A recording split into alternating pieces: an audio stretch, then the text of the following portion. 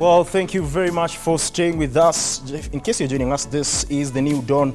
And of course, I'm joined by Mr. Wilson Sosion, the former SG of NAT, Dr. Isaac Hassan, leadership and governance expert, as well as Mr. Kasmuel Makoure, revolutionary artist.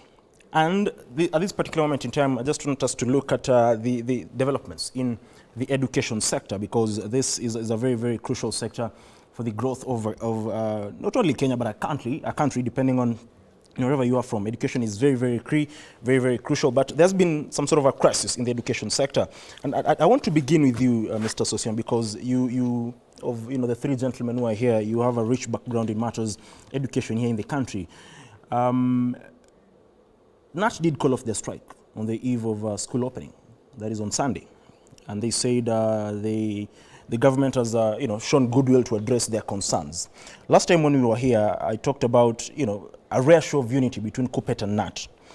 Now NAT decided to call off their strike. Schools were supposed to reopen yesterday, but there was low turnout of students across schools in the country. Now KUPPET on their hand insisted that their strike is still on. Yesterday they met with CS for Labour, that is Alfred Mutua, and the delegation was led by Akelo Misori. They said the strike is still on until the issues are addressed. The CS for Labour is today set to meet with the TSC to try and find an amicable solution to the problem that we have, because people are talking about it being a reprieve that NAT called off their strike. But it's not really a reprieve, because if KUPPET teachers or KUPPET continues their strike, it means education in learning in high schools will be paralyzed. And we know this is the final term. Students are going to sit for national examinations. So what are we staring at in terms of a crisis in the sector? I think we don't need to look at in terms of NAT and KUPPET. We need to look at the entire teaching fraternity, the crisis that is created, and the agenda that they're pushing forward. I talked about that because at the moment it's about KUPPET, because NAT is I'll clarify. Okay. In terms of industrial unrest, even if 5% of the workforce is on strike, there is a strike. That one, you agree. There is a strike. Correct. If 10% of the workforce are on strike, agree, there is a strike. But here, you have one union, KUPPET, proceeding with a strike with their members. And you have Kenya National Union of Teachers. Of course, the leadership called off the strike. But from the reports, you can see low turnout. Yes. So already there's a strike in the sector. That one we must accept. And once the strike is called and it is protected, then the only remedy, because I think we go into the remedy should be get a return to work formula as quickly as is practically possible. And that is the work of the Cabinet Secretary Labour and the work of Cabinet Secretary Education, because what is being undertaken is legitimate, it is within law. And all we need is a quick fix to the whole issue. But back to the conflict that is ensuing, the issues that teachers have raised indeed were genuine. And a responsible employer cannot wait until matters reach crisis level of this nature. Then you try to whip everyone to come around. So the buck stops at the doorstep of the Teachers Service Commission. This is a commission that must be overhauled. Teachers themselves fought for the creation of this commission, and they fought to be granted its independent status. And the independent status is not draconian powers to the commissioners and the CEO to molest and sit on teachers. Okay. In fact, these matters have persisted for a long time. It is only that is exploding now. Matters to do with the salaries. That was a presidential award, and it's in the CBA. And SRC gave a certificate of registration in court. And when the directive by Treasury circular and that of SRC circular suspending salary reviews, this particular CBA should have been saved by the circulars. And if they were saved by the circulars, we would not have had these threats and disputes. Number two, the issue of employment of 46,000 teachers on PNP. I don't think the unions legitimately should really push that, because that is an agenda of government. Let me ask and particularly funds have been availed and they will all be onboarded. And the president has onboarded 56,000, and we still have a balance of 56,000. So there has to be some collaborative agreement and progress moving forward so that is done. Other grievances include non-remittance of third-party deductions, circle loans and the rest, which are legitimate and they could all be handled. And particularly, the most grievous thing that teachers have raised is the existence of a tool that has not been approved by Parliament called career progression guidelines that is used to promote teachers. You cannot promote teachers outside the law, and this matter is extremely legitimate, and therefore the way teachers have been managed in the new constitution of dispensation is more of molestation and intimidation. And when you look at the division, NAT have called off. Do you want to tell me that even though NAT have called off the strike, what is in the hearts of the members of Kenya National Union of Teachers? They still have painful grievances within their hearts. And I don't think I'm one Kenyan who will advise continuation of acrimony and jeopardizing programs of third term by recommending wrong action. What needs to be done right now, the CS education and the CS labor should be sitting and should be engaging all the unions in the sector, including the employer, and secure a working return to work agreement with CUPET and ensure that there is normalcy so that learning can go normally in school. There is no shortcut about it. Dion has spoken as an industrialist, so we are good to go there. Okay, fair enough. I want to come to because Mr. Session has talked about educationist. Okay, Mr. Session has talked about the CS for labor and the CS for education having to engage the stakeholders to ensure that they arrive at an amicable solution and what he calls return to work formula. But the CS for education, Mr. Julius Migos Ogamba, yesterday said if teachers have issues with matters of employment, they should sort it out with TSC, or rather resume duty as they sort out their issues. So from where you sit, is it a failing on the part of the government, especially the ministry in itself, because it should be spearheading the talks together with Alfred Mutua, but from him saying they should engage with TSC in terms of matters of employment, because one of the key issues is the employment of teachers and the promotion of 130,000 teachers who underwent interviews. I think there's a bit of confusion in terms of what the teachers want. In the industrial action, there are two things that must be observed. One, things that affect directly the employees and they are allowed to have their industrial action so that their employer can address that. Secondly, things that are general and that are concerns of the government. I think there are different platforms that can be used. For example, what do I mean? You should not be striking because government have not employed teachers. You can only talk about you who has been employed, challenges in relation to your terms and condition of services. And that is the engagement between you and your employer. And on that matter, that can be addressed. Secondly, issues that affects teachers' service delivery. For example, issues related to institutional capacity that facilitates a teacher in delivering his mandate. If that is a problem, then you can actually come out and demonstrate, take your industrial action. Okay. But sometimes, as we always see, we mix quite a number of things. For example, if the government has not employed teachers, it is their responsibility that is in the Constitution to provide teachers for all our learners. The fact that education is a basic necessity. And therefore, we expect the government to take that responsibility and make sure that they employ. But is it the role of a teacher who is in the classroom to push for that particular aspect? Because the Ministry of Education, Teacher Service Commission, which is mandated to make sure that teacher-student ratio within institutions are always addressed based on the statistics they have.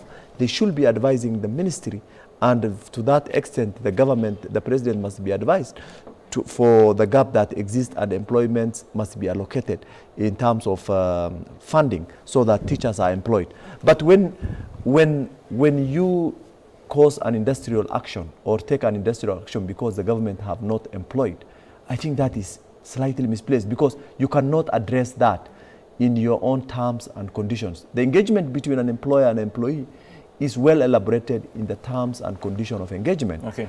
And therefore, I think our teachers have all the reason to strike. The fact that there was a collective bargaining agreement which was in place, the government have not fulfilled. On that aspect, teachers have all the right to go for an industrial action, okay, and make sure that they receive what they have been agreed. And don't forget one thing, and we said several times, even when the doctors were on strike last time, that collective bargaining agreement is a binding document. Okay. It's a legal document. Fair and enough. it has to be Fair incorporated into the budget, as well as making sure that each and every clause in that collective bargaining agreement must be addressed amicably based on the time frame that has been agreed upon. Okay, fair, and therefore, if that enough. fails, if that fails, then they have all the reasons to go out and have an industrial action.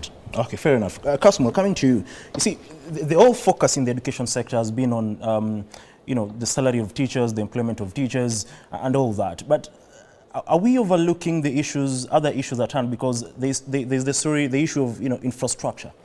The country and schools across the country, most of the schools, especially those in rural settings, do have issues with infrastructure. You'll find students sitting in stones. You'll find students, overcrowded in classes. So, are we overlooking other issues? And just talking about funding and employment of teachers and salaries and all that, because it is all for the sector to succeed. We must look at all the factors that will ensure that the sector succeeds. When government wants to keep its people busy, the kind of propaganda that is pushed is one that's exciting enough for you to keep engaged. Because monetary issues are very simple issues. And those are issues that need to be solved. They could even be solved, I dare say, without a lot of policy work. Because it's just about budgeting right and ensuring these people have money. But we have a curriculum problem. We have a training problem in our teachers. We have the basic dignity of the teacher in this society is lost. Everything. Teachers are treated like the way people treat the police force, where it's now a dumping site. Now for teachers, you just dump things on them. And that's why we want to assure the teachers that we stand with them. Because if they are not allowed to strike, then we will join them in their strikes. If they are not allowed to pursue their greater good, because a lot of the people who usually propose these things have functional offices, while teachers live in crowded staff rooms and whatnot. You find the curricula that they're forced to teach are curricula that do not necessarily positively affect or impact the lives of a child. The structural problems, because now when we are clamoring over money, then we do not talk about what the curriculum looks like. Okay. Then we don't get to talk about this is what the infrastructure needs to look like. Then we don't get to talk about the real things that affect the longevity of the lives of the teachers, because inflation will hit again. Will they now go ahead and demand for higher wages? Because that's the thing that's meant to happen. In the sense that if we deal with the basics, if we deal with these things at the very rudimentary level, which nobody wants us to deal with, that's why we will be, it's just the same way people want to reduce national-wide conversations around the names of individuals. When we focus on the issues that can be sorted out in a day, because I'm pretty sure if this government wants to sort out the money problem, it can sort it out in a day. But then you find a CS says a different thing from the members of parliament. A CS says we don't have money, members of parliament say we have money. So we cheapen the conversation around education, which is a basic human right. Just the same way we were warned about the youth bulge in the country. If we keep on playing with the rights, the right to education, which the state does not bestow, nor can it take away. Okay. We are getting into a it's a ticking time bomb whose effects nobody will be able to mitigate. Because if we do not ensure there are proper systems of education, then people will look for those alternative means. And then we are unregulated, because anybody can teach you and you'll get onto the dark web and anyone can learn whatever skills. If you don't sort this mainstream problem, the underbelly, the soft white underbelly is going to be uglier than what we think is just a matter of general strikes that we talk about cheaply. Okay, Mr. Susian. Allow me, before you go very far from this topic, to emphasize what he has just said. Look at the concept of our education policies. Mheshimiwa Sosion and his team have established several policies in regards to education models in this country. The problem is that every time there is a guard of, change of guard, we shelve those policies without implementing them, and then try to find out a different policy that will going to probably work. And if you establish a policy and you don't implement, there is no way that you can again generate another policy. We have quite many policies in the education sector. From the time immemorial, these policies have never been implemented. We don't need policies for Ministry of Education. Let's implement policies that have already been looked into and have been put in place, so that we see what gap will exist after implementing those particular policies within the education sector. That is where I was coming to, because in a way or two, it also affects the quality of education. Exactly, absolutely. I think one point that it is crucial is that policy formulation is one thing, policy implementation is the other thing. And education sector's policies is based on research. Why I call it research is that there is that collective data, that collection of those data all through, that when they come together, they find the gap that exists within that particular policy, and therefore they introduce another policy. Education is not a very difficult thing, but the challenge in this country is that every person will want to come up with his own model, and I don't understand whether a model of an individual or a model of a specific office bearer will going to help or shape the education system, or it is a collective approach where we set policies in a very objective manner and make sure that those policies are implemented. And where there is a gap after implementation of certain policy is when you will again reintroduce another policy to fill the remaining gap.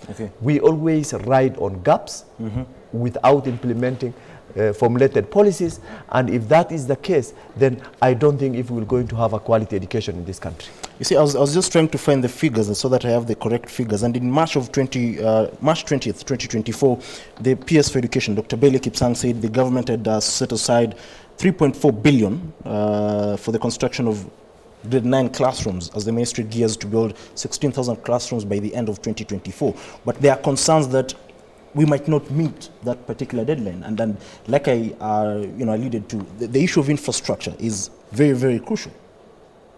Yeah, I think I'll pick from where I left and state one thing, that if we want quality outcomes in education, number one, we must stabilize the sector. You don't disrupt with experimental policies.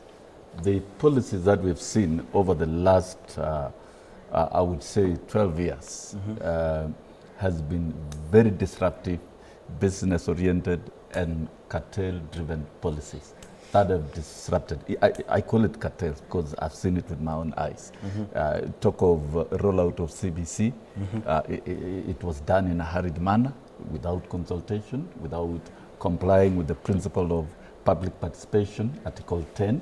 Right now, we are grappling with a mongrel of a curriculum that has no head nor tail, that the implementers, the teachers do not even understand, they are not properly prepared.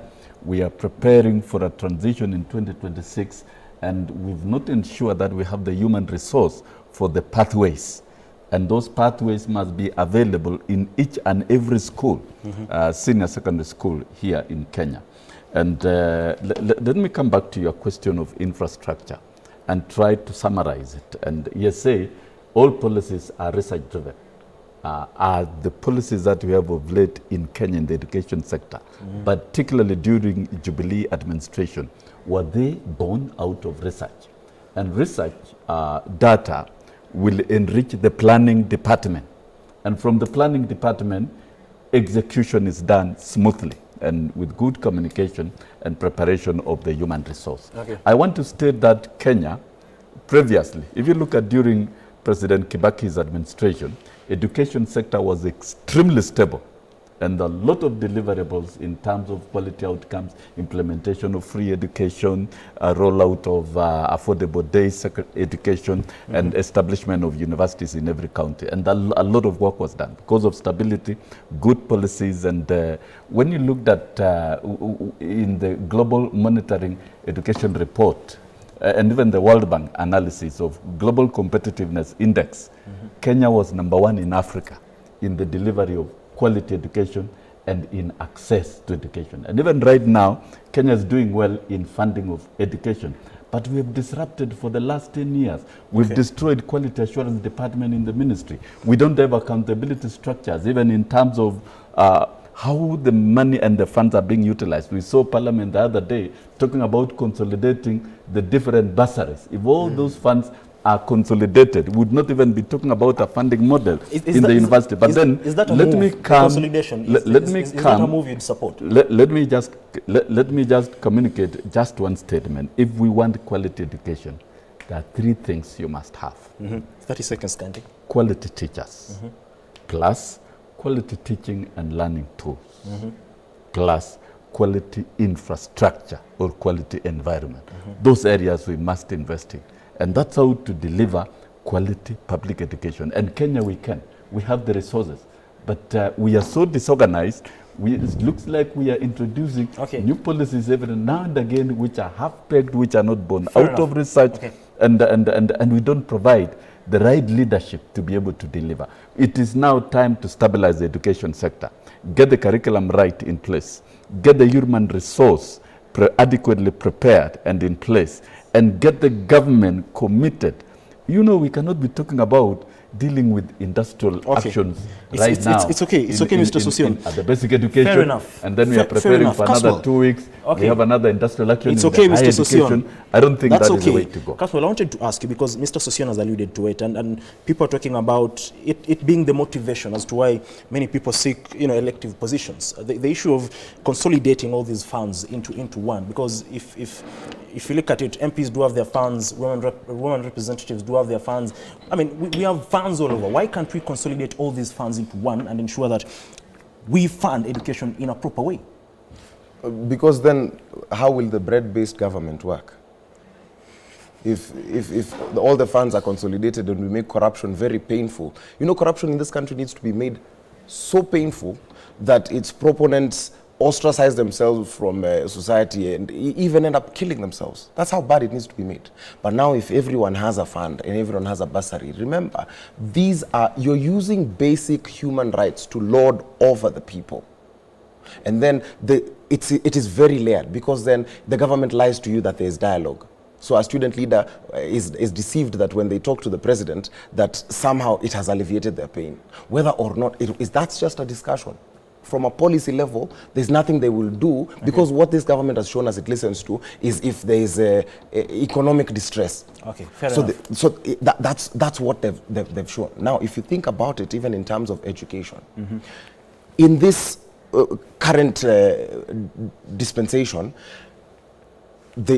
for example, trade unionists, you see the way all strikes are called off in a very unified manner. 30 seconds. So yes, all these strikes are suddenly called off in a very unified manner. So it behooves me to think that there's any independent citizen working in those institutions. So it feels like as though these things are filled by government operatives. As long as we have systems that look like these, there's no meaningful progress we can make as a country if the independence of such institutions cannot be protected. But now for us as young people who have nothing to lose, I can just pick up and see this is what the Office of the Auditor General said, and say tomorrow I'm entering the streets. Thank you. Hold on to that particular thought, because I just want us to take a brief breath, and then we'll be back and as well talk about the whole issue surrounding the new university funding model. We've talked about student leaders being called, and they raised their concerns on Sunday, saying they feel like they're being used as rubber stamps to of course ensure that this particular model passes. That will be after this brief breather.